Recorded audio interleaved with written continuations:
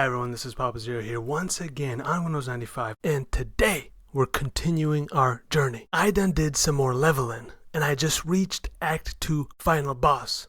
The one, the only Sligathor.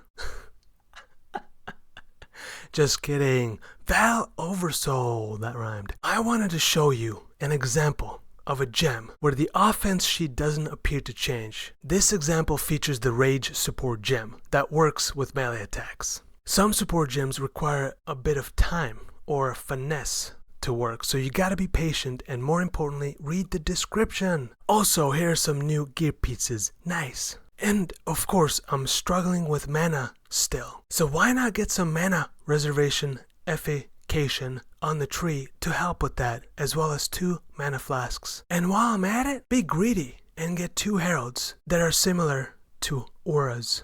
They buff us in the damage department. I'm playing as inefficient as possible, and I'm still having a blasty blast. If you are on the same hype train, you are doing it correctly. Wow, right here we can see the rage stacks building up on the top left of the screen. As we hit enemies without pausing, we get a rage stack increase, which increases our damage per each stack. I think our damage started out at like 189, and here it's over 300. That's a nice increase, yeah. Since this boss takes a little bit of time to kill, this is a good time to talk about a very personal topic to me. Act 2, which introduces Einhart, a master who is one of many that typically give you a task to do. It's up to you if you want to do it or not. These masters typically introduce a new mechanic which you may or may not find enjoyable, but at least you're exposed to it. You may have also seen a tablet thingy with exclamation point. Click it. Anytime you see that beautiful exclamation, just beeline for it, yeah? And gently caress it with your mouse button. The craft tablet thingy will tell you something like, you have received a craft. Don't worry about it for now. I will go over that in a bit. Oh yeah, Yina, the lady in town, sells gems in Act 2, and hopefully you buy them all, like in the previous act. Now, we have entered a new point in our life. I have to do a PSA. If you run across a rare or unique monster that you have a hard time killing, just skip it. It's okay. There ain't no law that says you gotta kill it and make its babies orphans. Plus, drops are random, so if it takes 30 minutes to kill it, time it takes to kill a monster doesn't correlate with its loot droppage being bigger. Just to reiterate from before, notice the damage going down as my rage stacks are dropping because I stopped attacking. And that's how this support gem works. Very astute of you to notice that yup, all of our rage stacks are gone. That's because changing zones resets our temporary buffs and debuffs. Buffs granted from things like auras and heralds are permanent, so they don't reset every zone. I'ma put Ancestral Call back in its place where it belongs. Skipping ahead, I'ma rescue Carissa because we are of course gentlemen, and make sure we talk to her cause I don't want to come back here to these nasty slums. Whoa, Papa Zero. What is going on, man? You're being a bit harsh. That's just what the zone is called. What do you want from me? That's the next zone. The zone after the Act 3 town. Oh yeah, my bad. Sorry to all the ghouls of this blighted squalor. I was of course japing. You have a lovely myriad of rundown edifices. Oh, and that beautiful garden made of human bones is a nice touch. I commend thee. Alright, Act 3. I'm gonna do a little loop-de-loo. And badow, here is the Aspirants Plaza. It's open for me because I done did all my lab trials with my previous character, and it saves that information for all the other characters that you may play. But for you, it will be closed. When you click it, I believe it shows where the locations are of the ones you've already come across. And it will show which ones you haven't completed yet. This is the clip I showed for my previous video, but this time it's unadulterated. Yeah, you're welcome. Thanks for showing us the same old clip again. Budget cuts or what's going on? Sorry guys, my computer's actually running out of memory, so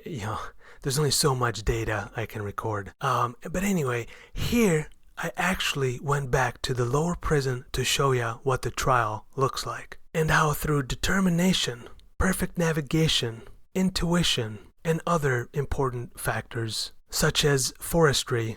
One may be able to find the lab trials, and very quickly like. You mean you stumbled upon it by luck? Yeah, but that's besides the point. Now, for the most part, it's always going to be traps that either spike your toes, or maul your ankles, or throw molten lava at your feet. Yo, this game is brutal on one's paws. You got that right. Better wear some good boots. If you're patient or have low life, you might want to take these trials carefully. If you're not patient like me, then just plow through them. And here are the location of each one. Memorize them. Take a screenshot perhaps of each one, or simply go through the game, and you'll find them fairly easily. Now, the lab is very challenging, and even I don't do it until I reach Act 4. If you're brand new, which you should be, don't do it. I'll make a video on it and how terrifying it is. Seriously, take your children out of the room when you attempt this horrifying thing. Lastly in this video, I wanna to show ya why the orbs are currency in the game. It's because they all actually have a function. So read them carefully before using them, for example. Orb of Fusing reforges the links between an item. I got super lucky and got 2 links, but it could have gone any which way. 0 link or 1. We also got an Orb of Chance that can be used on normal item to turn it into a magic item. Seldom it turns into a rare or unique item. Also, the Regal Orb can add an additional affix, meaning prefix or suffix, to a magic item, making it a rare item. Nice. But yeah, there are all kinds of orbs in this game, and of course some are valuable, but you are new. Who cares? Keep them, use them, hoard them, do whatever you want with them. They are also used for bench crafting, which we shall try right now. If you don't have this blue hideout icon right here at the waypoint that you can click, go to Act 2. Talk with Helena and select your hideout. I already have a hideout, but I can swap my layout for a different one at any time by talking to her. Once you are there, hopefully you have a thing called crafting bench somewhere in your periphery. If not, well, you should be able to click this little button right here and the decorations button. Type craft in this filler bar and grab it. When you are done, click the edit button to stop editing your hideout so you can actually use it. In the edit mode, it's all about the hideout minigame. How cool and complex can you make your hideout look via decorations? Moving on, we can click on it and use it. Up top, you can click on Equipment Type tab you wish to craft for to see the available crafts you have unlocked, or simply type in the name of what you want to craft.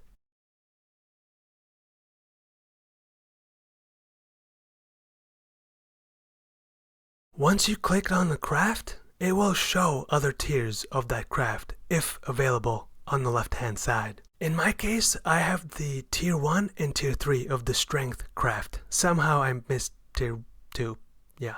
To the right of that, you can see the range of what you will receive on the item, and in our case, we can get anywhere from 15 to 20 strength with this craft selected. All the way to the right, we have the cost of the craft and the level requirement that will be placed upon the item. So as you can see, this craft will make it so the level requirement is at least level 12, which we're way above that. But for example, the craft just below that is level 64. So be careful when crafting. Obvi, the higher tiers will always provide more and will cost more. So, let's say you just leveled a gem and you need an additional strength or intelligence, or maybe you need it for a new shiny helmet you stole from a zombie. If you found the craft through your journey in the campaign, as I mentioned earlier, then you may be able to craft it on an item if you have the spare affix and the orbs required. In this case, I want to craft a suffix on a rare ring. Rare items can only have 3 prefixes and 3 suffixes, so the bench craft can only be applied if there's space available on the item. And you cannot have more than 1 bench craft on an item. Asterisk. More details on that in later videos. Furthermore, unique items cannot be crafted. Now, let's say you got a bad roll and you want to redo. If you got the orbs, knock yourself out. Yeah, go ahead. But you see, it replaces the craft you put on there every time. And be careful, this game does a bad job telling us the level requirements for each craft. Bad job, huh? You mean it doesn't tell us at all? Unless you can read size 3 font. Yeah, I was just trying to be nice here, yeah. In this case, applying both strength and intelligence causes it to be much higher level requirement item, and now I can't even use it. And if I'm out of orbs, I would be crying in a corner. Yeah, sad panda bear. Why did you do this to me, GGG? How could you? You betrayed my trust. What else you got? What more can you do? Are you gonna trip me on my way to the bus tomorrow? Huh? Yeah? Okay. Sorry for the rambling.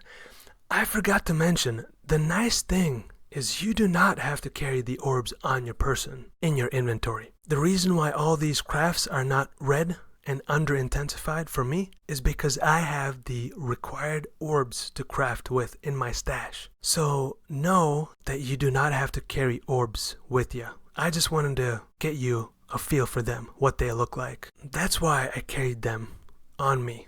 But stash them good. Crafting is a massive topic, all in it of itself, so maybe I'll make a decent video on it. If there's a demand later down the road, let me know. I'll make it.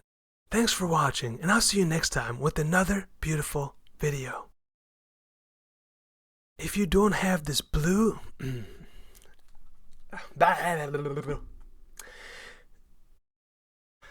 Unless you can read 3